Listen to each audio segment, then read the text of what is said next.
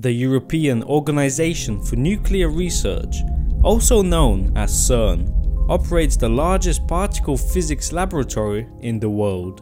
Founded in 1954 as one of Europe's first joint ventures, it was built astride the French-Swiss border near Geneva and now has 22 member states. CERN provides particle accelerators, colliders, administration, and other infrastructures needed for conducting high-energy physics research.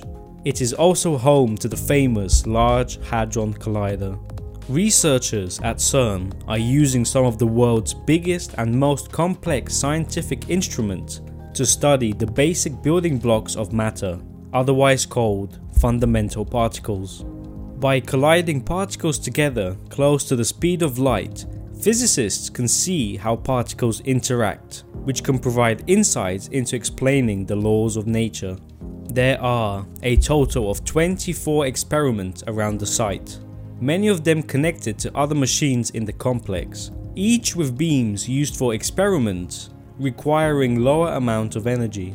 The Alpha experiment, located on the anti-proton decelerator storage ring at CERN, successfully trapped atoms made up of antimatter for over 16 minutes. This is long enough to begin to study their properties in detail. This was a world's first. In comparison, the previous antimatter trap lasted only 0.2 of a second. The Large Hadron Collider is the largest and most powerful particle accelerator in the world, with a 27-kilometer ring of superconducting magnets, accelerating two beams of particles to almost the speed of light in opposite directions. The LHC tunnel is located 100 meters underground. The majority of its length is on the French side of the border. It cost a total of $10 billion to build. So, what does the Large Hadron Collider actually do? It ionizes hydrogen atoms to get protons.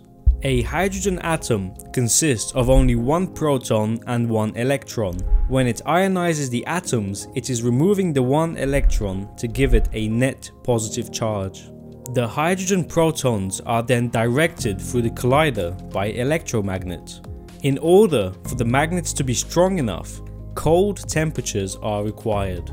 So the inside of the collider's tunnels are cooled by liquid helium. This keeps the temperature at around -271 degrees Celsius, which is colder than space itself.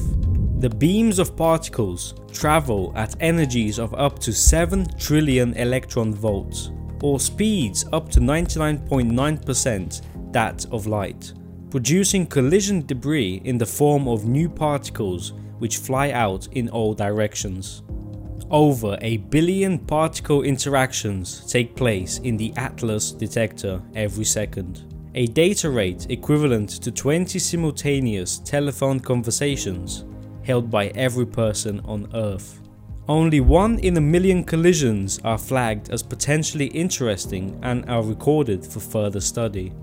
The detector tracks and identifies particles to investigate a wide range of physics, from the study of the Higgs boson and top quark to the search for extra dimensions and particles that could make up dark matter.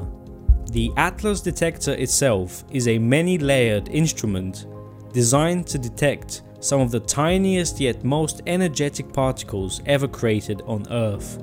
It is 46 meters long and 25 meters in diameter. It weighs 7,000 tons, similar to the weight of the Eiffel Tower.